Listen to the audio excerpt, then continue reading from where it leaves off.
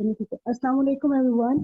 साइमा रहमान है। जिन लोगों ने पहले बिजनेस साइड की ओरिएंटेशन दी शायद फेमिलियर होंगे मुझसे। Let me introduce my self. Saima Rahman और ग्रेजुएशन की है मैंने आईबीएस से। आज मैं आपको ओरिएंटेशन दूंगी पंजाबी की। अच्छा, पंजाबी को पहली बात तो ये कि लोग ये समझते हैं कि क्यों ऑप्ट करना चाहिए या किस किस को ऑप्ट करना चाहिए। मैं कहूँगी कि हर वो बच्चा जिसे पंजाबी समझ में आती है और उर्दू लिखनी आती है वो इसको ऑप्ट कर सकते हैं। अच्छा, प्योर पंजाबी नहीं रिक्वायर्ड के मतलब अगर आप लिखेंगे तो वो तो बहुत अच्छी बात है, लेकिन ये कि अगर आप पंजाबी और उर्दू को मिक्स करके जो एक क्या कहते हैं नीम पंजाबी होती है वो भी अगर आप पेपर में लिख देंगे तो आपको मार्क्स मिल जाएंगे। अच्छा, इस तरह के सब्जेक्ट ऑप्ट इसलिए करने चाहिए कि कुछ सब्जेक्ट हैं ऐसे सीएसएस में जिनको रखा ही इसलिए गया है कि उनको प्रमोट किया जाए। ये पंजाबी, सिंधी, ये सब लैंग्वेजेस हैं। इन लैंग्वेजेस आवाज आ रही है सबको?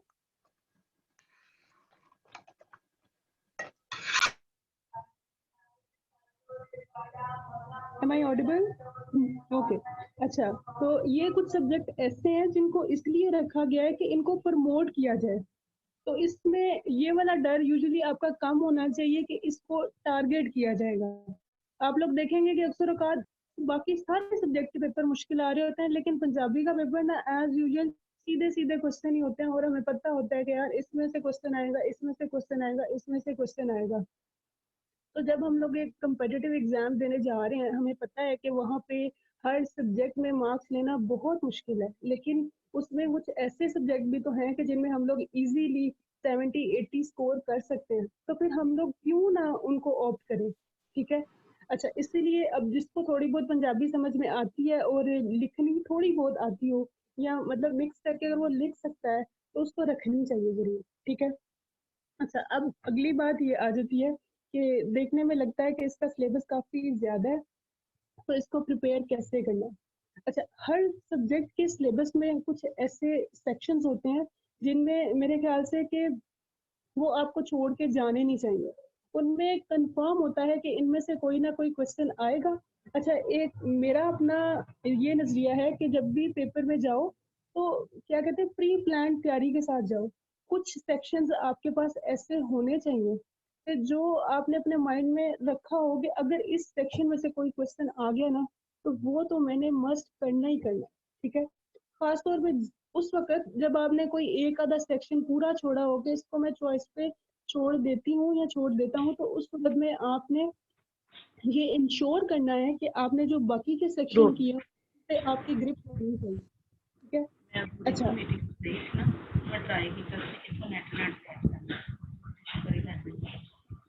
तो अब देखें कि इसमें कुछ ऐसे सेक्शन हैं जो मैं आपको बताऊँगी कि आपने उनको किसी सूरत में भी नहीं छोड़ना। ठीक है? सबसे पहली बात ये क्लासिकी शायरी जहाँ पे लिखा हुआ है। ठीक है, इसमें 4 सूफिया हैं और 2 स्टोरीज टाइप आप कह लें कि एक हीर है और एक सैफुल मुल्क है। ये वाला सेक्शन आपने नहीं छोड़ना। इसके बारे में तो मेरा अपना ये नज़रिया है कि इसके बगैर पेपर बनता ही नहीं है। इसमें से उसने कुछ ना कुछ आपसे ज़रूर पूछना। ठीक है। अच्छा, अगला सेक्शन है इस्लामी अदब का, जिसमें एक तो है हमारे पास मुआइज नौशाए गंज बख्श और दूसरा सच्ची सरकार। ठीक है। ये इस्लामी अदब है, इसमें से भी वो मोस्टली क्वेश्चन पूछता होता है। ठीक है। 2 क्वेश्चन यानी कि आपके यहाँ से तैयार हो गए। अच्छा, इसके नीचे है तख्लीकी नस्ल। तख्लीकी नस्ल ये मैं खुद भी जरूर किया और वो बच्चे जो अक्सर कहते हैं कि पंजाबी में शेर नहीं याद होते, पंजाबी को कैसे करना है, उनसे मैं कहूँगी कि ये वाला सेक्शन आपने किसी सूरत में भी उनसे मैं ये कहूँगी कि ये वाला सेक्शन आपने किसी सूरत में भी नहीं छोड़ना, तख्लीकी नसर वाला। अब आवाज़ ठीक आ रही है? पहला सेक्शन मैंने बताया क्लासिकी शायरी वाला। जी एक्सक्यूज मी मैम साइमा, मैं ना म्यूट ऑल कर रही हूँ कि बच्चे बार बार माइक अपना ऑन करते हैं, फिर आपकी आवाज डिस्टॉर्ट करती है, फिर आपको मैं अलाउ करूंगी जस्ट माइक। ठीक है, जी मैम, ठीक है। प्लीज 1 सेकंड दीजिएगा मुझे।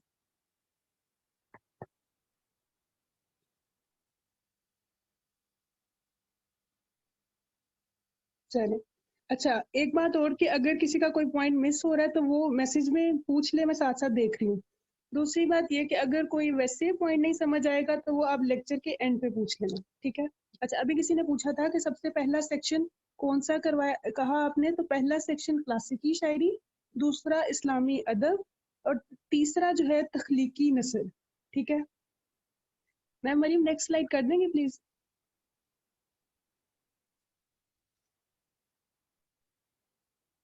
ओके। अच्छा, इस वाले में अगर आप लोग देखें ना तो ये नीचे जो लिखा हुआ है लोक अदब, माया, डोला, बोली, टप्पा, लोरी, ये वाले ऐसे हैं कि इनमें से भी एक क्वेश्चन मस्ट आता है, वो किसी ना किसी तरीके से आपसे पूछ लेता है। लोकगीत वो जनरली पूछ सकता है या वो किसी ना किसी चीज के साथ मिक्स करके पूछ सकता है। तो इसका मतलब है कि एक ये वाला सेक्शन भी आपने करना है।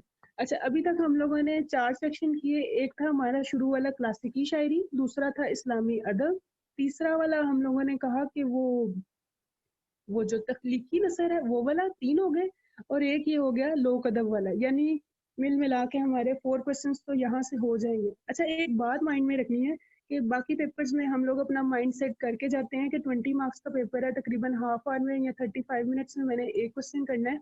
लेकिन पंजाबी में क्या है कि पंजाबी में एक क्वेश्चन हमारा होता है 16 मार्क्स का, और आपने टोटल क्वेश्चन करने हैं 5, ठीक है।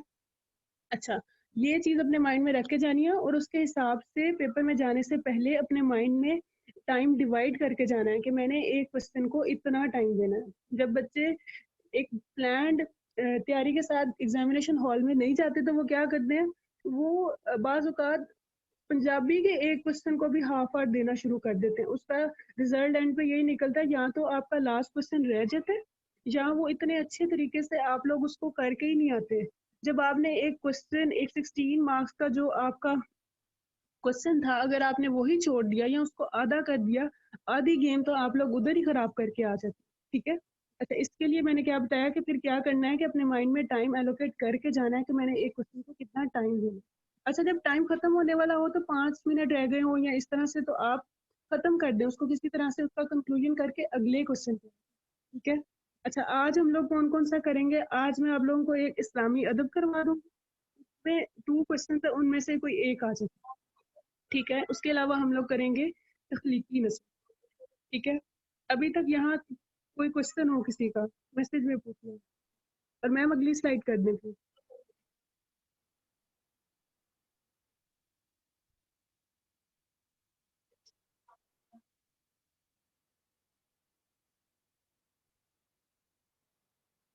क्या Maryam, can you please hear me? क्या रिपीट करना? मैंने भी आपको बताया कि एक क्लासिकी शायरी है, दूसरा इस्लामी अदब है, तीसरा तख्लीकी नसर है। उसमें वो चीज़ें हैं जिसमें शेर वगैरह नहीं है, एक स्टोरी टाइप चीज़ें हैं, वो आप लोग एक दफ़ा पढ़ेंगे आपको याद हो जाएंगी, वो वाला सेक्शन आप कर लें। और एंड वाला मैंने बताया कि लोक अदब, जिसमें माया, टप्पा, डोला, इस तरह की चीज़ें हैं, वो वाला सेक्शन नहीं छोड़ना, वो किसी ना किसी सेंस में आपसे पूछेगा और उस क्वेश्चन में मार्क्स भी अच्छे आ जाते हैं। आगे चलें।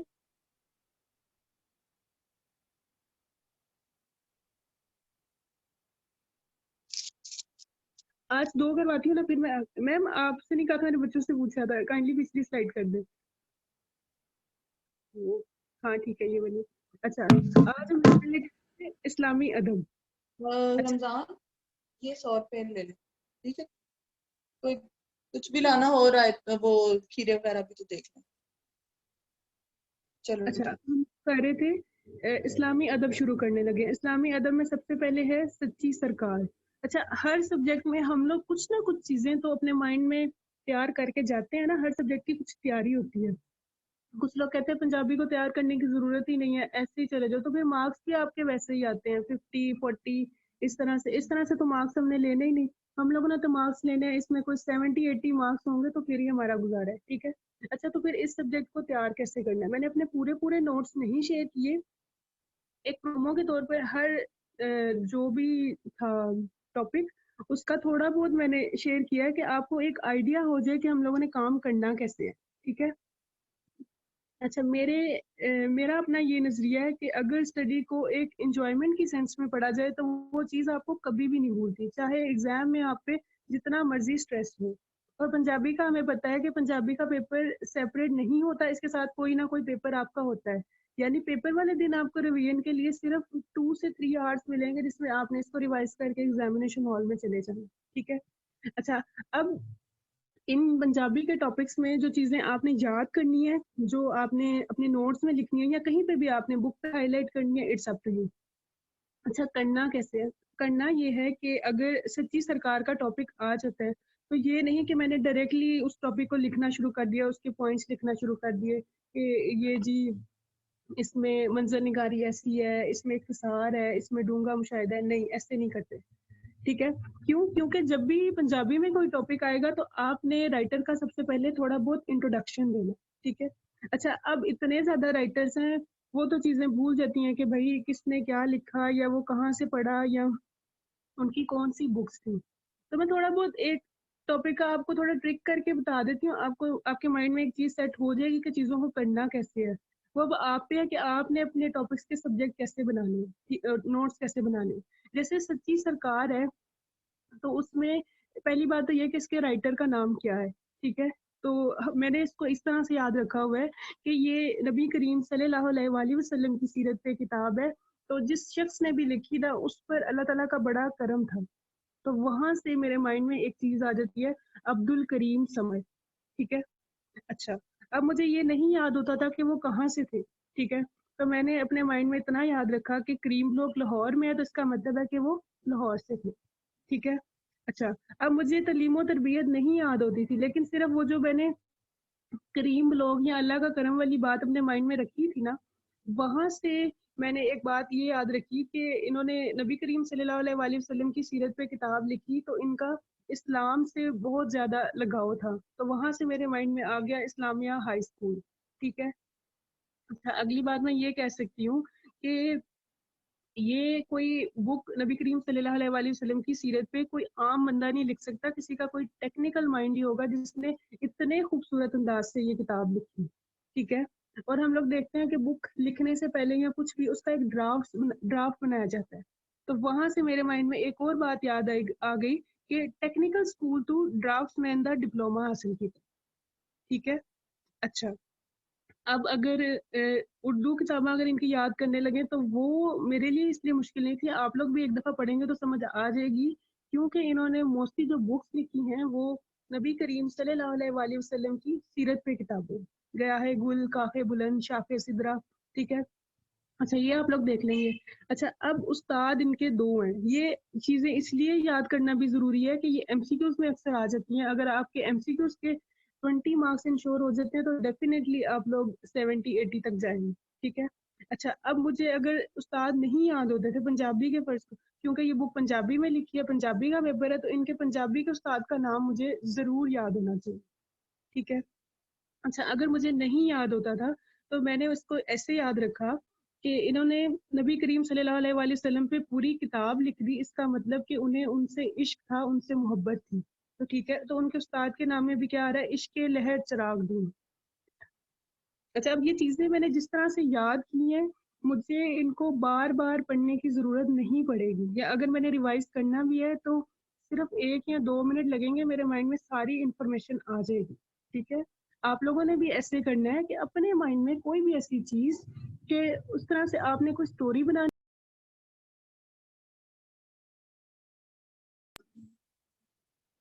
आपने स्टोरी बनानी है या कोई भी ऐसी चीज़ अपने माइंड में रखनी है कि जिससे आपको ये चीज़ें याद हो जाए। ठीक है। अच्छा, ये था इनका एक जर्नल इंट्रोडक्शन। इसके बारे में मैं आपको मेन चीज़ें बता देती हूँ, वो आप लोग कहीं से भी पढ़ेंगे। अच्छा, इसके लिए बुक्स अगर रिकमेंड करने की बात करूँ तो मुझे पर्सनली 2 बुक्स अच्छी लगती हैं। एक है अगवाई की बुक और दूसरी JWT वालों की पंजाब रंग। ठीक है। अच्छा, अब इसमें ना कुछ भी क्वेश्चन आ जाए, आप लोगों ने क्या करना है, हाँ वो अच्छी बुक है। आप लोगों ने क्या करना है कि आपने सारा इंट्रोडक्शन लिख के उसके बाद जो क्वेश्चन उसने पूछा होगा वो लिखना है। एक है पंजाब रंग और दूसरा है अगवाई की। ठीक है। अच्छा, अब हम लोग क्या कहते हैं कि अगर फर्ज करें कि उसने पूछा कि अच्छा, पंजाबी के क्वेश्चन में एक खूबी ये भी है कि वो आपसे कुछ भी पूछ लेना, तो जो चीजें आपने याद की होती है ना, आपने वही घुमा फिरा के लिखती है। ठीक है। अच्छा, इसमें करना क्या है, करना ये होता है कि आपको जो भी उन्होंने बुक लिखी है उसके बारे में एक आपको थोड़ा सा आइडिया होना चाहिए कि उस बुक में था क्या, उसके पॉइंट्स आप खुद लिख सकते हैं। ठीक है, कैसे लिख सकते हैं कि जैसे इसमें एक वर्ड है, एक पहला पॉइंट मैंने लिखा अगर इख्तिसार। ठीक है, अच्छा इख्तिसार का क्या मतलब होता है कि शॉर्ट शॉर्ट करके लिखना। तो उसमें मैं लिख सकती हूँ कि ये नबी करीम सल्लल्लाहु अलैहि वसल्लम की सीरत पे लिखना कोई आम बात नहीं है, या उनकी सीरत के बारे में इतने वाक़यात और इतनी चीज़ें हैं कि कोई शख्स उसको क्या कहते हैं कि छोटा करके नहीं लिख सकता। उसको लिखने के लिए क्या कहते हैं लोहो कलम ख़त्म हो जाते हैं। उसके बारे में हम लोगों ने देखा था कि अक्सर हम लोग यूनिवर्सिटी में जाते थे, तो मौलाना शिबली नुमानी की बुक्स पढ़ी होती थी नबी करीम सल्लल्लाहु अलैहि वसल्लम की सीरत पे। उन्होंने 5 जिल्दें लिखी और फिर भी उन्होंने कहा कि मुझे ऐसे लगता है कि मैंने नबी करीम सल्लल्लाहु अलैहि वसल्लम की सीरत पे लिखने का हक अदा नहीं किया। ठीक है, इसका मतलब है कि उनकी सीरत पे लिखना बहुत मुश्किल है। लेकिन सच्ची सर लेकिन सच्ची सरकार में अब्दुल करीम समर ने क्या किया कि उन्होंने बुक लिखी जिस सिर्फ 198 पेजेस की है, और देखा जाए तो इसमें हर चीज नबी करीम सल्लल्लाहु अलैहि वसल्लम की सीरत से रिलेटेड उन्होंने लिख दी है। तो ये इस किताब की एक क्या है, खूबी है। ठीक है, ये वाली मैंने पढ़ी नहीं है जो आप पूछ रहे हैं। अगर तो उसमें हेडिंग्स अच्छी हैं, नीचे रेफरेंस दिए हुए हैं, तो वो हर किताब अच्छी है मेरी नज़र में। वो सिर्फ आपको लिखना आना चाहिए। ठीक है, अच्छा पहली बात मैंने इसकी खूबी बताई कि इख्तिसार है। दूसरी बात अगर मैं कहूँ निके निके ज़ेली उन्वान, उसका क्या मतलब है? इसका ये मतलब है कि हमारी बुक में जो टेबल ऑफ कंटेंट्स बने होते हैं उसके अंदर छोटी-छोटी हेडिंग्स हैं। तो वो अच्छा आसान काम होता है। जैसे भी हम लोग बुक में देखते हैं, कोई चैप्टर पढ़ना हो तो हम लोग शुरू में देख लेते हैं, अच्छा इस चैप्टर में ये बात की गई है, तो डायरेक्ट उस चैप्टर पे चले जाते हैं। तो ये वही बात है। ठीक है, जिसमें अच्छा जिस तरह हम लोग पाकिस्तान अफेयर्स, करंट अफेयर्स ऐसे में करते हैं, सीएसएस का जब भी कोई भी सब्जेक्ट का आप एग्जाम देने जाओ, उसमें एक बात याद रखनी है कि हम लोग जब भी किसी एग्जाम को देने जाते हैं, तो कोई भी पॉइंट आपने लिखना है उसका आपके पास एविडेंस होना चाहिए कि भाई अगर मैं ये बात कर रही हूँ या कर रहा हूँ तो उसमें ये सच्चाई है कि इस बुक में ये चीज वाकई पाई जा रही है। ठीक है, अच्छा अगर मैं अगला पॉइंट लिख दूं, दूंगा तरीकी शऊर। ठीक है, अच्छा अब ये ऐसा पॉइंट है कि मैंने लिख तो दिया, इधर उधर की बातें तो हर कोई कर लेगा, लेकिन इस बात को प्रूव करना है हमने कि वाकई इस बुक में ये बात लिखी गई है। ठीक है, नोट्स बनाने की जरूरत नहीं है। अगर आप लोग सिर्फ एक दफा सुन भी लें, उसके बाद कहीं से भी पढ़ लें, तो आपको इजीली समझ आ जाएगी। हर पॉइंट के साथ सिर्फ एक रेफरेंस देना है। ठीक है, इसमें सिर्फ इस टॉपिक से रिलेटेड इतना ही लिखा हुआ है इसमें, बाकी आपने अपने नोट्स खुद बनाने हैं। ठीक है, वो सिर्फ मैं आपको एक ओवरव्यू के तौर पे बता रही हूँ। जैसे मैं अगर बात करती हूँ कि इसी बुक में एक पॉइंट है मुहावरे ते आखा दी वर्तों। ठीक है, अभी नहीं करनी, नेक्स्ट स्लाइड। अच्छा, इसमें अगर लिखा हुआ है कि मुहावरे ते आखा दी वर्तों, उसका क्या मतलब है कि इसमें प्रोवर्ब्स यूज की गई है। अगर मैं सिंपल ये बात लिख दूं कि इसमें प्रोवर्ब्स यूज की गई हैं, तो कोई मेरी बात को नहीं मानेगा। लेकिन अगर मैं इसी में ये लिख, I am sorry for inconvenience, कोई फोन आ रहा है। अच्छा, हम लोग क्या कहते हैं कि अगर मुहावरे ते आखा दी वर्तू एक पॉइंट है, मैं उसमें लिख रही हूँ, लेकिन जर्नल पॉइंट नहीं लिखूंगी। अगर मैं उसमें एक दो मुहावरा लिख दूंगी ये इस बुक में यूज किया गया, तो मेरा पॉइंट वैलिड है। ठीक है, अगर मैं इसी पॉइंट को लिखूं और मैं एंड पे लिख दूं कोलो करार तोड़ना, ठीक है, यानी अपना वादा पूरा ना करना, सबर द फल मीठा, तो उसमें क्या है कि ये दो अगर मैंने मुहावरे लिख दिए जो इस बुक में यूज किए गए हैं, तो मेरा पॉइंट वैलिड है। इस तरह से आपने इस टॉपिक को कवर करना। ठीक है ma'am, next slide please.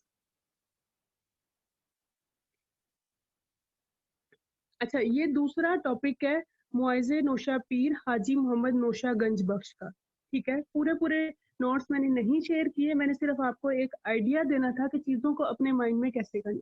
Introduction मैंने आपको बता दिया कि कैसे उनके बारे में आपने इंफॉर्मेशन कलेक्ट करनी है, एक साइड पे लिखनी है, जैसे पिछले क्वेश्चन में किया था। अच्छा, ये मैं आपको बता देती हूँ इसका ओवरव्यू, आप फिर आप इसको कहीं से भी पढ़ेंगे आपको समझ आ जाएगी। ठीक है,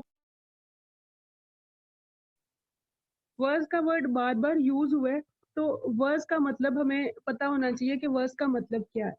वर्स का मतलब होता है नसीहत करना, खिताब करन ते मत दियां गल्लां दसना। पंजाबी में क्या कहेंगे, मत दियां गल्लां दसना। ठीक है। अच्छा, अब इसमें ये है कि इंट्रोडक्शन सिर्फ ये है कि आपने उनके बारे में कुछ ना कुछ चीज़ें लिखनी है। कोई उनकी बुक्स कौन सी थी, उनके टीचर कौन से थे, या वो पैदा कहाँ पे हुए, या उन्होंने ये अपनी तालीम कहाँ से हासिल की। ठीक है, इनके बारे में भी आपने ऐसे ही करना है। अच्छा, इसमें मेन टॉपिक है वर्ड्स का। ठीक है, वर्ड्स को याद करने का ट्रिक मैं आपको एक बता देती हूँ, बाकी आपने खुद करना है। ठीक है। अच्छा, वर्ड्स हैं पूरे 6। ठीक है। अच्छा, अब कोई भी चीज़ आपने याद करनी है, मैंने आपसे कहा है अपने माइंड में कोई ना कोई ट्रिक लाना है जिससे आपको रिवाइज करने की ज़रूरत ना पड़े। आप चलते फिरते आप कहें जब मर्ज़ी मुझसे पूछो क्या पूछना है। ठीक है। अच्छा, वर्ड्स वैसे तो मुझे शायद ना याद हो कि 6 कौन-कौन से, लेकिन अगर अब अपने माइंड में मैंने कोई ट्रिक रखा हुआ है, तो वो चीज़ मुझे याद रहेगी। ठीक है। जैसे पहला वर्ड है तौहीद का दर्स। हम लोग ये कहते हैं कि ये इस्लामी अदब पे किताब है। अगर पहली किसी भी चीज़ के बारे में बात होगी तो ये हो ही नहीं सकता कि तौहीद के अलावा कोई और बात हो। क्योंकि इस्लाम की बुनियाद क्या है कि अल्लाह ताला की ज़ात को एक मानना। ठीक है? हाँ, ये चीज़ कि आपके माइंड में खुद आ जाएगा कि पहला वर्ड है ना, तो इसमें तौहीद के बारे में यानी वहदानियत की जहाँ कोई बात होगी तो वो तौहीद की बात होगी। तो पहला वर्ड किस चीज़ के बारे में? तौहीद द दर्स। ठीक है? अच्छा, अब है दूसरा वर्स। दूसरा वर्स उसको आप पहले पॉइंट देखने की बजाय ना एक चीज़ सोचें अपने माइंड में कि पहली बात हमने की अल्लाह ताला पर ईमान की। दूसरी बात अब हम लोग क्या करेंगे अपनी ज़ात से रिलेटेड कोई बात। ठीक है? अच्छा, अपनी ज़ात से रिलेटेड क्या कि हर इंसान के ना 2 रूप होते हैं। एक उसका होता है ज़ाहिर, एक उसका होता है बातिन। ठीक है? ज़ाहिर वो जो हमारा सबके सामने नज़र आ रहा होता है। लेकिन एक होता है कि हाँ, दिल से एक चीज़ होती है। अच्छा, दिल में क्या है कि दिल में हम लोगों को पता है हम बाज़ औक़ात दूसरों के लिए कोई बुक्स भी रख लेते हैं, किसी न किसी के लिए इल-विल से हमारे दिल में या ये वो, तो उसके बारे में वो कहते हैं कि उन्होंने इस्लाम की रूह से तलकीन कर रहे हैं ना, तो इंसानी दिल ते दिल दी स्याही दे मुख्तलिफ असबाब बयान कीते हैं। ये हो गया दूसरा वर्स। ठीक है? अच्छा, अब है तीसरा वर्स यानी तीजा वर्स। ठीक है? अच्छा, अब है कि एक बात हमने देख ली, पहली बात हमने देखी तौहीद, दूसरी बात हमने कहा कि मेरा कुछ अंदर भी है, कुछ बाहर भी है, अंदर से स्याही है दिल की काली, और जो बाहर से है वो हम लोग अच्छे बनते हैं। ठीक है? अच्छा, अब जो तीसरी चीज़ है ना, मैं अगर एक इंसान हूँ, पहले मैंने इंडिविजुअल के तौर पे बात की। अब मैं बात करूँगी कि मेरा दूसरे लोगों से अगर मैं देखूँ तो हमारे इर्द-गिर्द अच्छे लोग भी होते हैं, बुरे लोग भी होते हैं। ठीक है? इट्स अप टू मी कि मैं किसको फ़ॉलो कर रही हूँ। ठीक है? सच्चे लोकां दी मुहब्बत इख्तियार करन बारे दस्या गया है। ठीक है? ये इतनी आसान बातें हैं कि अगर ये टॉपिक है वर्स का। वर्स का मतलब होता है नसीहत करना, मत दियां गल्लां दसना। तो इसका मतलब है कोई ना कोई नसीहत की जा रही है। ठीक है यहाँ तक?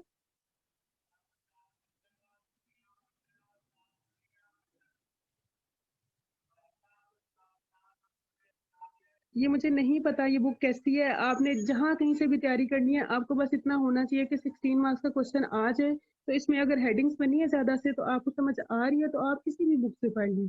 मैंने पर्सनली कुछ टॉपिक्स अगवाई की बुक से किए हैं, कुछ मैंने एक पंजाबी की पंजाब रंग थी मेरे पास घर में पहले की पड़ी हुई तो मैंने वहाँ से किए थे। ठीक है?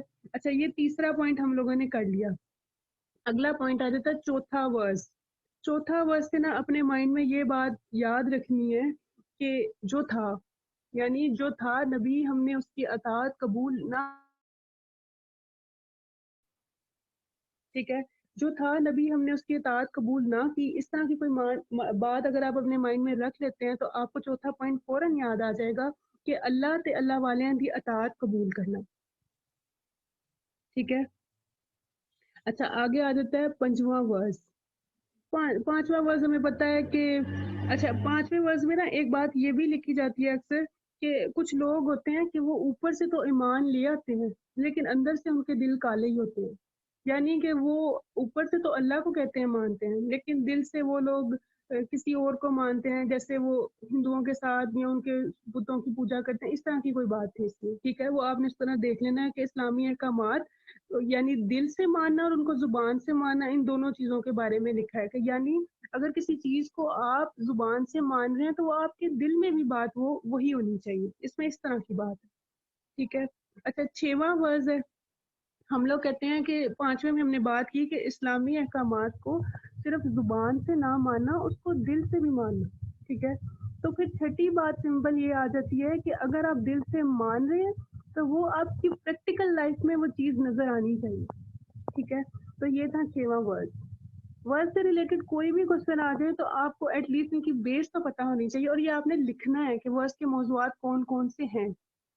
बाकी पॉइंट्स आप लोग अपनी किसी भी बुक से प्रिपेयर कर सकते हैं, जिसमें वो हम लोग लिख लेंगे कि शेरां दी वट्टू, लंबी चौड़ी गल तो परहेज किया गया है, कुरानी वाकयात का जिक्र किया गया है। तो ये एक दफ़ा पढ़ेंगे तो ये चीज़ें आपको याद हो जाएंगी। ठीक है। बस मैंने आपको एक ओवरव्यू दे दिया कि आपने करना कैसे है। अपने माइंड में कोई ना कोई ट्रिक बनाए, कोई ना कोई चीज़ों को समझ के करें। और एक और बात मैं ये कहती हूँ कि जब भी कोई टॉपिक करना है ना, तो उसको खुद से ना शुरू कर दें कि टॉपिक का नाम पढ़ा उसको पढ़ना शुरू कर दिया। पंजाबी वगैरह में ऐसे होता है, लेकिन बाकी सब्जेक्ट में कोशिश करें कि पहले अपने माइंड में सोचें कि मेरे माइंड में इस टॉपिक से रिलेटेड क्या चीज़ आ रही है। ठीक है।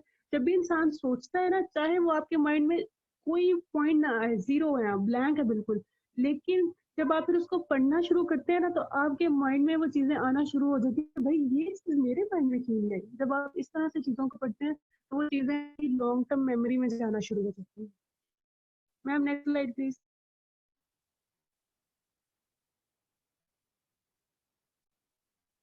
अच्छा, अभी आगे आ जाते हैं तख्लीकी नसर टाइप चीजें। इसमें ये है कि आप लोगों ने क्या कर, आप लोगों ने वैसे ही हर राइटर का इंट्रोडक्शन आपको पता होना चाहिए कि उनका नाम क्या था, तालीम कहाँ से हासिल कीजिए, वो कुछ ना कुछ अपने माइंड में ट्रिक रख के कुछ ना कुछ उसको याद करने की कोशिश करनी है। ठीक है। अच्छा, अब है कि ये वाला सेक्शन है ना, इस सेक्शन में इस सेक्शन में अफसाने हैं कुछ। उन अफसानों में क्या, वो डिफरेंट अफसाने हैं, आपको ना एक दफा आपने उनके नाम पढ़ने हैं सारे। फिर आपने क्या करना है, अगर तो किसी के पास अगवाई की बुक है तो उसमें हर किसी की स्टोरी लिखी हुई है। ठीक है। अच्छा, जब आप एक दफा स्टोरीज पढ़ लेते हैं तो फिर सिर्फ पॉइंट्स के नाम लिखने हैं, या उनके एक शॉर्ट नोट बना लें कि सिर्फ पॉइंट्स के नाम लिखे होंगे, क्योंकि वो आप लोग इजीली उसको कर लेंगे। जैसे अगर ये सारे स्टोरीज मैंने एक दफा पढ़ी थी, तो उसके बाद इनके बारे में मोस्टली क्वेश्चन आता है कि तनकीदी, इसके बारे में चीज आती है कि तनकीदी जायजा बताएं। तो वो जब आप स्टोरीज पढ़ लेंगे तो उसके बाद आपको करना आसान हो जाएगा। मैं आगे किसी की एक पूरी एग्जांपल भी आपको दे के बता देती हूँ। Ma'am next slide please.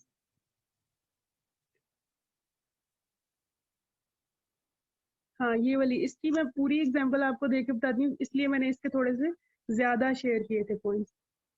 पहली बात तो ये कि इसको याद कैसे करना है, इसकी भी मैं एक और ट्रिक आपको बता देती हूँ। कुछ कुछ टॉपिक्स को मैं करवाऊंगी, बाकी सबके नहीं करवाऊंगी, वो आपने खुद करना है। ठीक है।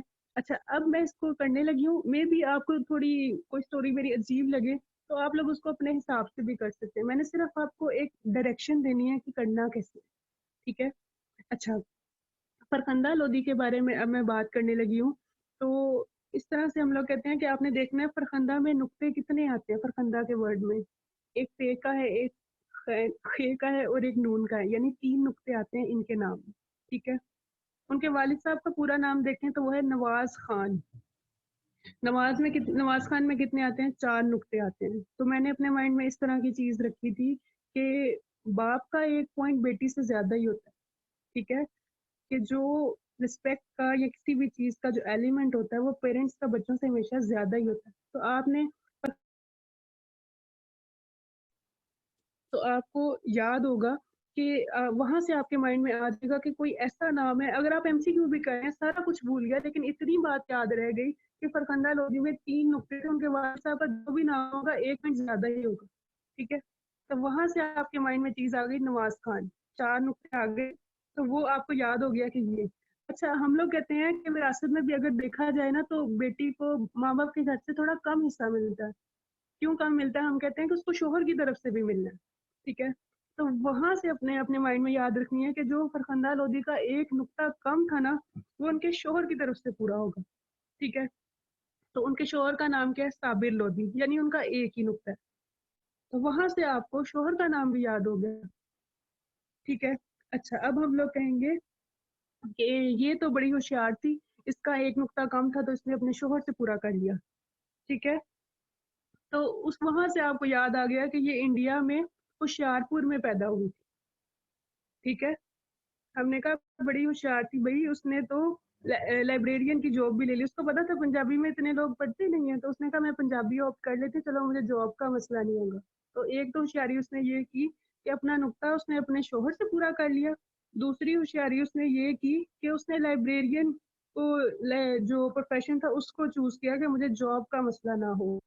ठीक है। अच्छा, अब किताबा ने ना भी मैं आपको इसी ट्रिक से याद कराऊंगी कि वो पहली बात तो ये कि उसका एक नुक्ता अपने फादर से कम था, तो उसके माइंड में बड़ी हसरत थी कि काश मेरा एक नुक्ता पूरा हो जाए। ठीक है। तो हसरत अर्ज तमन्ना, यहाँ से एक और चीज आपको याद आ गई। ठीक है। अच्छा, उसका अपने फादर से एक नुक्ता कम था, तो वो हर वक्त ऐसे महसूस करती थी कि जैसे मैं किसी पिंजरे में हूँ, कहीं से मुझे वो नुक्ता मिल जाए सही। ठीक है। तो दूसरी बुक थी उसकी पिंजरा। ठीक है। तो मेरा नहीं ख्याल कि अब आप इसको दोबारा दोबारा याद करने की ज़रूरत पड़ेगी। तो एक हाँ, इसका ये भी याद इजीली हो सकता है कि 1947 में पाकिस्तान बना था। फरखंडा लोधी का हमें पता है कि भाई एक नुक्ते का कोई मसला था। तो वहाँ से हमने अपने माइंड में ये याद रख लिया कि पाकिस्तान बनने से 10 साल पहले ये पैदा हुई थी। 1947 में पाकिस्तान बना, 1937 में ये पैदा होगा। तो इनके बारे में कोई अच्छी कोई मतलब ऐसी बात जो आपको रह गई हो। अब तो आपको हर चीज आती है, अब चाहे आपसे कोई पेपर में पूछ ले तो आपको इनमें से कोई चीज नहीं भूलने वाली, ना आपको रिवाइज करने की जरूरत पड़ेगी। ठीक है। अच्छा, अब है इनकी स्टोरीज। पायदान, ऊटा, एक अखबारी गल, एक चुप। ये आप एक दफा पढ़ेंगे आपको समझ आ जाएगी। उनमें से मैं ना आपको एक दो के एग्जाम्पल दे के दिखाती हूँ। जैसे पायदान स्टोरी है। पायदान स्टोरी ये है कि हाँ, एक नंबर पीछे या वहां से 10 याद रख लेना, तो वो वहां से आपको याद हो जाएगा। ठीक है। इस तरह से पढ़ो कि पढ़ने में आपको एंजॉयमेंट भी फील हो और आपको सीएसएस हलवा लगना शुरू हो जाए। ठीक है। वो जिस टाइम भी कोई आपसे के पेपर देना, तो आपको लाओ भाई पेपर, कौन सा पेपर देना। ठीक है। अच्छा, अब मैं एक स्टोरी आपको बताने लगी हूँ पायदान की। पायदान स्टोरी ये है कि हम लोग ये पायदान जो है ना, ये वो वाले पायदान की बात की गई है कि जो बस वगैरह का होता है। इसमें एक शख्स की स्टोरी बताई गई है कि वो एक गरीब घर से है। वो जब ऑफिस जाता है तो वो बस के साथ लटक लुटक के जाता है बेचारा कहीं से। हमें पता है कि जो गवर्नमेंट बसेस होती हैं उनका क्या हाल होता है। वो नतीजा आखिर ये निकलता है कि वो एक काफी रश वाली बस में जाता है तो वो लेट हो जाता है। जब वो अपने ऑफिस पहुंचता है तो उसके जो बॉस होते हैं उसको डांटते हैं कि भाई तुम लेट क्यों आए हो। तो उसमें उन्होंने बताया कि अब यहाँ से मैं एक पॉइंट बना लूंगी, यहाँ पे मैंने नोट शेयर नहीं किए अपने, लेकिन मैं आपको एक बात बताने लगी हूँ कि यहाँ से मैं एक पॉइंट बना लूंगी। हेठले तबके दी अगवाई, यानी जो lower strata of the society है, ये उसकी बात की जा रही है। ठीक है। अच्छा, उसमें अब एक ये वो रेफरेंस है, वो मैं आपको बताती हूँ। चले ये वाला पेज, ये वाला पॉइंट मैं शेयर कर दूंगी, बाकी चीजें आपने खुद तैयार करनी है। अच्छा, पॉइंट ये है कि उसने लिखा हुआ है कि बूए दे सामने बंगाली नारियल दा मोटा पायदान विछया होया सी। ठीक है। अच्छा, ये बात हो रही है कि हम लोग जब अक्सर देखते हैं तो घर में कमरे में फर्ज करें एक कलीन बिछा हुआ है, उसके जो स्टार्ट पे एक पायदान टाइप पड़ा होता है, ये उसकी बात की जा रही है। ठीक है। अभी वो शख्स आया है, उसने आके देखा है कि अब वो देखने लगा है कि मैं लेट हो गया हूँ, मेरे ऑफिसर का, मेरे बॉस का मूड कैसा है। ठीक है। तो उसमें उसने ये कहा कि बुए दे सामने बंगाली नारियल दा मोटा पायदान बिछया होया सी। ठीक है। अभी वो आया, उसने देखा है कि यहाँ पे एक पायदान बिछा हुआ है। एक पायदान हमने बात की जो वो था बस का पायदान था। अब ये दूसरा पायदान, वो दूसरे वाला जहाँ पे हम लोग पाँव साफ करके अंदर आते हैं। ठीक है। आगे कहते हैं, हम लोग देखते हैं कि अक्सर वो जो दरवाजा होता है, दरवाजे के ऊपर हम लोगों ने एक पर्दा लगाया होता है। ठीक है। वो जो उसके बिल्कुल ऊपर आ रहा होता है, उसके बारे में कहता है पायदान तो अगा भारी पर्दे। ठीक हो गया, ये बात भी मुझे समझ आ गई। अगर आप इसको याद करने की कोशिश करेंगे, क्रैम करने की कोशिश करेंगे, तो नहीं समझ आएगी। सिंपल सी बात है, वो आया, उसने देखा है एक कमरा है, कमरे के स्टार्ट में एक पायदान पड़ा, उसने उसके बारे में कह दिया कि बूहे दे सामने बंगाली नारियल दा मोटा पायदान विछया होया सी। ठीक है। दूसरी बात उसने की, पायदान तो अगा भारी पर्दे। ठीक है। अब पर्दे की तरफ देख लिया हम लोगों ने। पर्दे के बाद हम लोगों ने देखा कि भाई वो तो दरवाजे के आगे पायदान था, अंदर भी तो कोई कालीन बिछा होगा। तो उसके बारे में वो कहता है, पर्दियां दे नाल ही फुलदार ईरानी कलीन। ठीक हो गया। अब ये पूरे कमरे में जो कलीन बिछा था ना, उस पे उसकी नजर गई है। हम लोग देखते हैं कि हम किसी भी कमरे के दरवाजे में खड़े होना तो हमारी बिल्कुल सामने नजर जाती है कि सामने क्या पड़ा हुआ है। ठीक है। उसके बारे में कहता है, जरा को होर अगां चमकदी वड्डी सारी मेज। ठीक है। अच्छा, अब वो जो चमकदी वड्डी सारी मेज है ना, अब उसके सामने नजर गई है मेज के ऊपर। ठीक है। अब सारी बात है, हम किसी चीज को ऊपर देखने ना तो हमारी बिल्कुल नजर नीचे भी जाती है कि इसके नीचे क्या है। ठीक है। मेज थल्ले हीटर। अच्छा, सर्दियां थी तो आगे हीटर पड़ा हुआ है। हीटर के सामने पालिश वाला पायदान, पायदान उत्ते दो पैर लिशक दे बूटां विच लुके हुए। ठीक है। पहली बात तो ये है कि मुझे इतना पता था कि ये फरखंदा लोधी की है तो पायदान की कुछ स्टोरी है। ठीक है। एक पायदान वो था जो बस पे चढ़ने वाला था, दूसरा पायदान वो था जिसपे पाँव साफ करते हैं, और तीसरा पायदान हम लोगों ने कौन सा देखा था, पालिश वाला पायदान। ठीक है। तो ये मैं आपको एक ये वाला रेफरेंस भेज दूंगी, आप लोगों ने देखना है। तो इसमें देखो, क्रैम करने की कोई जरूरत नहीं पड़ी मुझे पता है। एक रूम में हम लोग जाने लगे, एक बाहर वाला मैट होता है, उसके ऊपर पर्दे होते हैं दरवाजे के जो आ रहे होते हैं, उसके सामने कलीन होता है, घर में आगे कमरे में जो भी चीज पड़ी है वो मुझे नजर आ जाएगी। उस पे वहाँ पे एक मेज थी, मेज के नीचे हीटर था, और उसके साथ क्या था, पायदान की स्टोरी है, तो किसी ना किसी पायदान की बात की होगी, तो पालिश वाला पायदान था। ठीक है। ये सिंपल सी बातें थी। इस तरह आपने सारे पॉइंट, अगर आप लोग दिमाग खोल के एक दफा 100% अटेंशन के साथ इन टॉपिक्स को एक दफा पढ़ेंगे, तो दूसरी दफा करने के लिए आपको सिर्फ थोड़ी सी एफर्ट करनी पड़ेगी। ठीक है। लेकिन शर्त क्या है कि जब पहली दफा चीज करनी है ना, वो उसको फिर दिमाग आंखें कान सब कुछ खोल के करनी है। ठीक है। अच्छा, अब मैंने इस सब्जेक्ट को पहले तैयार किया दिसंबर में, अब मैंने इसको थोड़ा दिन पहले रिवाइज किया, तो मुझे रिवाइज करने में इतना टाइम नहीं लगा। क्यों? क्योंकि मैंने इसको एक तरीके से तैयार करके रखा हुआ था। अब अगर अभी तो मेरा यही प्लान है कि मैं इसको पेपर्स के करीब खोलूंगी। क्यों? क्योंकि एक सब्जेक्ट तैयार हो गया है, उसका मुझे मेरे माइंड में ट्रिक्स हैं कि अच्छा इसको करना कैसे है। ठीक है। अच्छा मैम, नेक्स्ट स्लाइड प्लीज।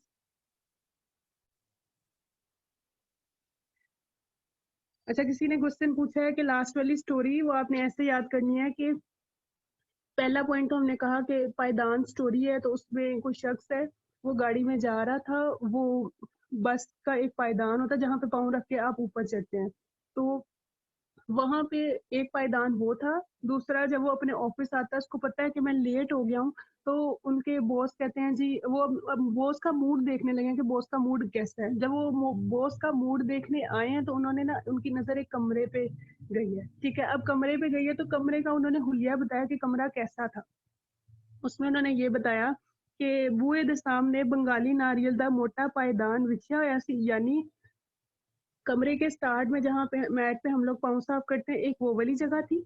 दूसरी जगह हम लोगों ने क्या कही, दूसरी जगह हम लोगों ने ये कही कि उसके ऊपर से पर्दे लटक रहे थे। फिर हम लोगों ने ओवरऑल कमरे के क्लीन की बात की कि वो कैसा था। फिर उसके बाद हम लोगों ने कहा कि सामने एक मेज थी। मैं ये करूंगी कि ये पॉइंट आपको इतना कॉपी पेस्ट करके ना मैं आपको सेंड कर दूंगी, आप लोग इसको एक दफा पढ़ेंगे तो मुझे यकीन है कि समझ आ जाएगी। सिर्फ बस वाली स्टोरी है, तो वो आप अगर पॉइंट्स पढ़ेंगे उनके जो नीचे हेडिंग्स में लिखे हैं, तो वो आपको थोड़ी बहुत स्टोरी समझ आ जाएगी कि उसमें क्या है। अगर किसी को नहीं समझ आ रही, तो वो किसी से अगुवाई की बुक से ले ले, मेरे पास वो बुक है नहीं। तो अगर फिर भी नहीं समझ आ रही, या कोई ऐसी स्टोरी है, कोई ऐसा पॉइंट है, तो आप लोग मुझसे पूछ लेना, अगली क्लास में मैं आपको बता दूंगी। ठीक है। अच्छा, अगली जो चीज है, अगली स्टोरी है दीवा ते दरिया, अफजल हसन रंधावा। ठीक है। अच्छा, ये ऐसी स्टोरी है कि इसको याद करना मेरा नहीं ख्याल इतना मुश्किल है, वो इसलिए कि ये एक नॉवल की स्टोरी है। ठीक है। अच्छा, नॉवल की स्टोरी है, मैं आपको शॉर्ट करके बता देती हूँ, आप लोगों ने इसको फिर कहीं से भी पढ़ लेना है, तो आप लोगों को तैयार हो जाएगी। ठीक है। अच्छा, इसकी स्टोरी कुछ ये है कि एक गांव है, वहां पे, ये नारोवाल के करीब कोई गांव है, ये वहां की स्टोरी है। ठीक है। अच्छा, नारोवाल के करीब गांव है, वहां की स्टोरी होता ये है कि 2 फैमिलीज है सिखों की। ये उस वक्त की बात है जब पाकिस्तान नहीं बना था, तो सिख और जो मुसलमान थे वो मतलब एक ही आबादी में रहते थे। तो ये नारोवाल के करीब स्टोरी है। और दूसरी बात क्या है कि ये सिखों से रिलेटेड है। ठीक है। अच्छा, होता कुछ यूं है कि एक सिख है, उसके 2 बेटे होते हैं। अच्छा, एक का नाम होता है उजागर सिंह और दूसरे का नाम होता है शमशेर सिंह। ठीक है। अच्छा, एक दूसरा सिख है, उसकी एक बेटी है। अच्छा, और उसके ना बेटे भी हैं और। ठीक है। अच्छा, अब क्या है कि जो एक सिख है ना जिसके 2 बेटे हैं, उसका और जो दूसरे सिख हैं, इन दोनों की आपस में मुकाबले होते हैं। हमें पता है कि गांव वाली साइड पे मेले लगते हैं, लोगों के आपस में मुकाबले होते हैं, जिसमें घुड़सवारी का मुकाबला होता है, तीरंदाजी का मुकाबला होता है, इस तरह हर चीज के मुकाबले होते हैं। ठीक है। अच्छा, जब इस तरह मुकाबले होते हैं ना कोई, तो वो जो जिसके 2 बेटे हैं, शमशेर सिंह और उजागर सिंह, वो वाली फैमिली जो होती है ना वो जीत जाती है। ठीक है। जब वो जीत जाती है ना, तो जो दूसरा सिंह है उसकी जो बेटी होती है, उसको बड़ा इस चीज से ना गुस्सा चढ़ता है कि भाई मेरे भाई हार गए, मेरे फादर की फैमिली हार गई। तो वो कहती है कि जो इनकी घोड़ी है ना जो जीती है हमसे, मैंने जाके उसकी टांगे काट देनी। पंजाबी में मैं करवा सकती थी आप लोगों को, लेकिन मैं इसलिए उर्दू में करवा रही हूँ कि उर्दू हमें जल्दी समझ आ जाएगी। तो एक स्टोरी आपके माइंड में आ जाएगी तो आप लोग उसको कहीं से भी पढ़ लेंगे। ठीक है। अच्छा, वो कहती है, गुस्से में जाती है, कहती है कि इनकी घोड़ी की मैंने टांगे काट देनी है, इसकी वजह से हम लोग हारे हैं। ठीक है। जब वो टांगे काटने जाती है तो वहां पे दूसरे जो सिख होता है उसका एक बेटा होता है वहां पे। ये जो शमशेर सिंह और उजागर सिंह है ना, इनमें से एक बेटा होता है। ठीक है। शमशेर सिंह होता है वो। ठीक है। अच्छा, अब वो दोनों पहले लड़ते हैं, लड़की और लड़का, फिर बाद में उनमें ना मोहब्बत हो जाती है। ठीक है। अच्छा, अब ये है कि उन दोनों की फैमिलीज तो एक दूसरे से नफरत करती हैं, तो वो नहीं चाहते कि ये लोग मिलें। पहले वो लड़का उसकी मोहब्बत में इतना पागल हुआ था, फिर वो उससे कहता है कि हम लोग भाग जाते हैं यहाँ से। जब वो भागने का प्लान करते हैं, जिस जगह पे से वो भागने लगते हैं, उस जगह पे वो जो शमशेर सिंह है उसका भाई आ जाता है, उजागर सिंह। वो आके उसको समझाता है कि तुम ऐसे ना करो, इससे इनकी इज्जत भी खराब होगी, हमारी इज्जत भी खराब होगी। ठीक है। वो उसको बड़ा समझाने की कोशिश करता है, लेकिन वो दोनों अपनी बात पे बड़े पक्के होते हैं। इवन इन दोनों जो सिख होते हैं, इनके जो फादर होते हैं, वो भी लड़की को समझाने की कोशिश करते हैं कि इज्जत सबकी सांझी होती है। वो कहते हैं कि तुम अपने घर वापस चली जाओ। ठीक है। अपनी इज्जत का नहीं तो कुछ साड़ी इज्जत का ख्याल कर, लेकिन वो लड़की नहीं मानती। अच्छा, अब ये जो शमशेर सिंह है ना, जिसको लड़की से मोहब्बत हुई है, उसके बारे में बताया गया है कि ये एक जज्बाती किरदार है। ठीक है। ये बड़ा जज्बात में आके फैसले करता है। अब देखो कि कहाँ वो उसको लड़की से इतनी मोहब्बत हो गई कि वो उसके साथ भागने की प्लानिंग कर रहा है, लेकिन जैसे ही उसका भाई समझाता है उसको कि ऐसे ना करो ये वो, तो फाइनली ये होता है कि उस पे अपने भाई की मोहब्बत गालिब आ जाती है लड़की की मोहब्बत पे। तो फिर क्या होता है कि वो जो तलवार होती है ना उसके पास, वो उसी से लड़की का सर काट देता है, यानी उसको कत्ल कर देता है। तो ये स्टोरी यहाँ पे खत्म हो चुकी है। ये इस तरह की स्टोरी है। अच्छा, अब इसमें ये एक स्टोरी हमें समझ आ गई, तो इसमें ना हम लोग किस तरह के पॉइंट बताएंगे। हम लोगों ने देखा कि यहाँ पे ये एक गांव की स्टोरी है, तो हम लोग वहाँ पे लिखेंगे पिंडा दिया रस्मा। ठीक है, एक पॉइंट ये हो गया। वहाँ पे क्या लिखेंगे कि ਜਦੋਂ कोई पार्टी जित जाती है तो वो की करते ने, वो चिमटे बजाते ने, शराब पींदे ने, भंगड़े पाते ने, जश्न मनाते ने, राग रागनी गाते ने, इस तरह की चीजें हम लोग लिखेंगे। यानी कि पॉइंट अब आपको खुद ब खुद आप एक दफा उसके पॉइंट समझेंगे तो आप लोगों को उसमें सारी चीजें समझ आ जाएंगी। जैसे इसमें एक और पॉइंट है, मैं उसको बता देती हूँ कि अफाकी सच्चाइयां का बयान। ठीक है।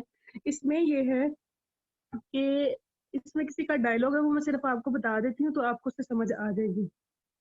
ओए मोरखा, माँ जाए भरा लखा दे के भी हाथ नहीं आਉਂਦੇ। यानी कि देखो, जब उसको लड़की से मोहब्बत हो जाती है तो वो अपनी फैमिली के खिलाफ चला जाता है। सॉरी। अच्छा, वो अपनी फैमिली के खिलाफ चला जाता है, तो कोई उसको समझा रहा है कि जो अपने ब्लड रिलेशंस होते हैं ना, उनसे बढ़कर कुछ भी नहीं होता। तो वो उसको कह रहा है, ओए मोरखा, माँ जाए लखा दे के भी हाथ नहीं होंगे। ठीक है। उम्मीद है आप लोगों को थोड़ा एक आइडिया हो गया होगा। अब आप इसको जहाँ कहीं से भी पढ़ेंगे आप लोगों को इसकी समझ आ जाएगी। Ma'am next slide please.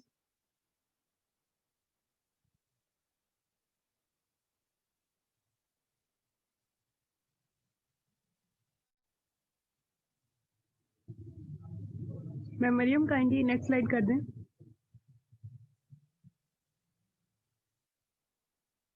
अच्छा, ये आगे आ गया चूमड़ा।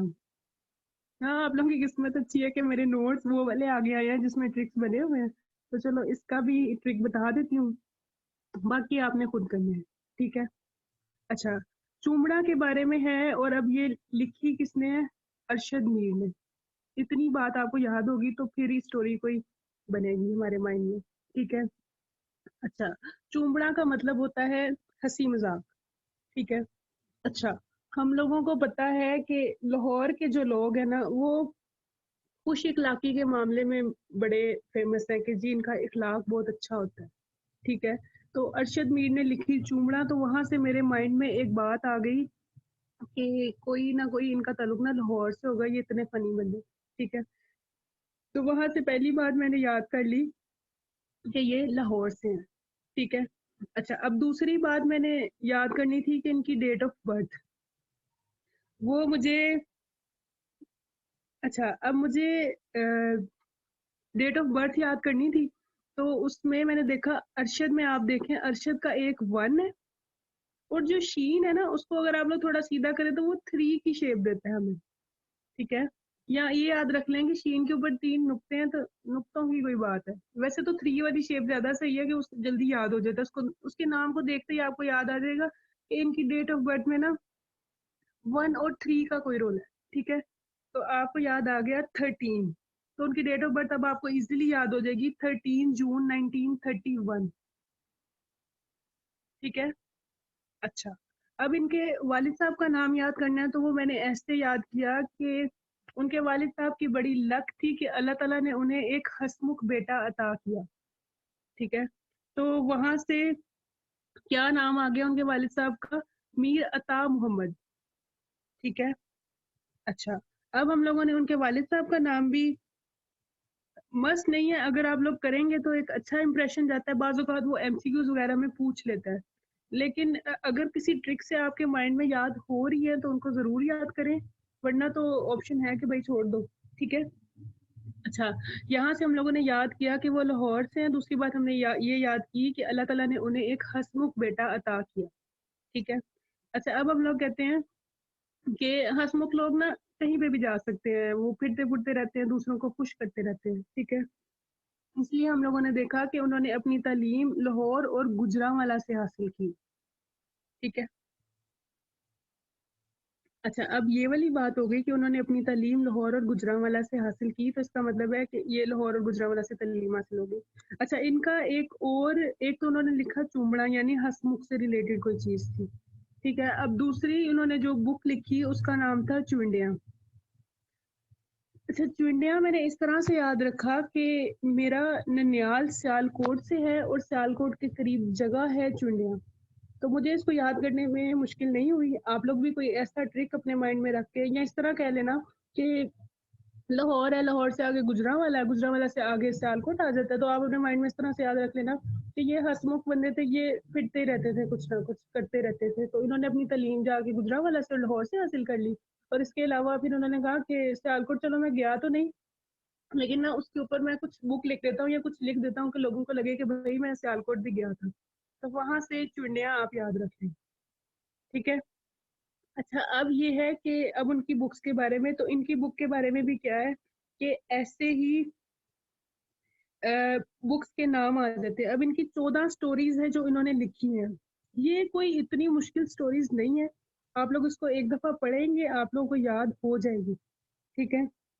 जैसे हम लोग इसमें से बात करें पग इंशाइये की, तो पग इंशाइये में ये है कि जनरल बात है कि उसमें उन्होंने ये बताया कि पग जो किसी दौर में एक इज्जत की अलामत समझी जाती थी, अब वो वक्त आ गया है कि अगर कोई पग पहन के बाहर निकलता है तो लोग उसका मजाक उड़ाते हैं, ठीक है।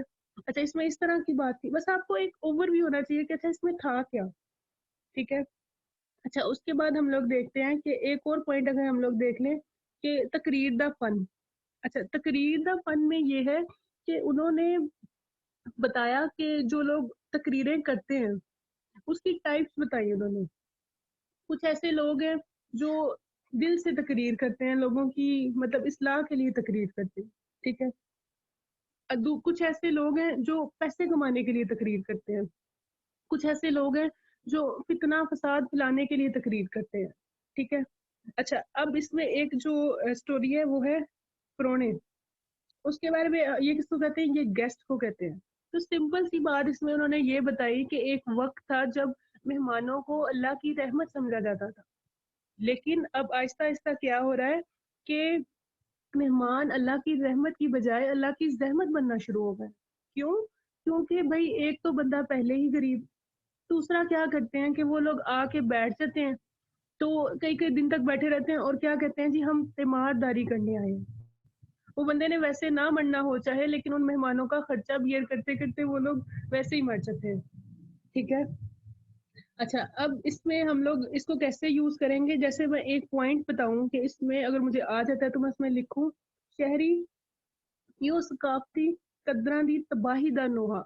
यानी कि एक वक्त था जब हम मेहमानों को क्या समझते थे कि भाई वो तो अल्लाह की रहमत है, लेकिन अब वो इखलाकी कदरें हमें खत्म होती जा रही हैं, हम लोग उनको जहमत समझना शुरू कर दिया, ठीक है। इसी के बारे में वो अब देखो, इसी बात को अगर मैं पंजाबी में लिखना चाहूँ तो उसमें मैं पूरा रेफरेंस दूंगी कि भाई इनकी 14 स्टोरीज हैं, स्टोरी की मैं बात करी, इसलिए मुझे स्टोरीज के नाम याद होने चाहिए, ठीक है। अच्छा, अब ये परोने में देखो मैंने लिखा, एक जमाना सी जदों परोना रब दी रहमत समझिया जाता सी, जेड़ा हुन चंगी भली रहमत बन गया है। इस बात में कोई मुश्किल बात थी? कुछ भी नहीं था, लेकिन क्या कि अगर आपने इसको एक दफा पढ़ा हुआ है तो फिर आप लोगों को मुश्किल नहीं होगी, ठीक है। अच्छा, अब एक और बात मैं करूं कि मुआशरती हालात दी अक्कासी, ठीक है। उसमें मैंने अभी आपको बताया कि कुछ ऐसे लोग हैं जो फिरका वारियत करते हैं, तकरीर दा फन में ये लिखा हुआ है, ठीक है। अच्छा, उसमें देखो कि अब लिखा है तकरीर दा फन विच जिस तरह लिखा गया है, तीजे मजहबी मुकर्रर ने जिन्हां दी अक्सरीयत अपने खतीबां दी बरकत नाल हर मजहब ਨੂੰ कोई ना कोई फिरकियां विच तोड़ पाड़ करन ते महारत हासिल रखती। तो इसमें कोई मुश्किल बात नहीं थी, आपने एक दफा स्टोरीज पढ़ी, एक जर्नल ओवरव्यू आपने ले लिया। हाँ, आपको ये पता होना चाहिए कि चुमड़ा जो अरशद मीर ने लिखी है उसके अंदर कौन कौन सी स्टोरीज आ रही है। जब आपको स्टोरीज पता है तो पॉइंट्स आप खुद भी वहां बैठ के बना सकते हैं। आप कहें कि भाई तो, मैंने हर स्टोरी में से ना एक पॉइंट बनाना है, मतलब वो चाहे मैं कुछ भी बना लूँ, तो वो आप लोग इजीली इसके 14 पॉइंट्स बना लें, ठीक है। होप सो कि इसमें अब और कोई प्रॉब्लम नहीं होगी। मैम नेक्स्ट स्लाइड प्लीज, अगर है तो। ये लास्ट है मैम। हाँ बस ठीक है फिर मैम, ये 2 सेक्शन आज कंप्लीट हो गए हैं, दो, दो कल करवा दूंगी, इस तरह दो दो करके मैं कंप्लीट करवा दूंगी इन लोगों को। एक ओवरव्यू मैंने देना था आपको कि इसको तैयार कैसे करना है, काफी सारी चीजें मैंने आपको बता भी दी हैं, बाकी अब आप पे है कि आपने मेहनत कैसे करनी है। Thank you so much ma'am, इतना इंफॉर्मेटिव और इंटरेस्टिंग लेक्चर था कि मुझे भी काफी चीजें याद हो गई हैं इसमें से। और वाकई इस ग्रुप में से कोई और सब्जेक्ट लेने से बेहतर है कि यही ऑप्ट किया जाए, इंटरेस्टिंग भी है। और जिस तरह से निमोनिक्स बना के आपने हमें याद कराया है, याद भी हो गया है। और अब मतलब टाइम के टाइम पे हम पेपर से पहले इसकी रिवीजन कर लेंगे तो मेरा ख्याल है कि ये काफी हो जाएगा। तो thank you so much for your efforts, for your kind time. और स्लाइड्स भी आपने शेयर की उसके लिए भी बहुत बहुत शुक्रिया। और अब 2 दिन का रह गया ना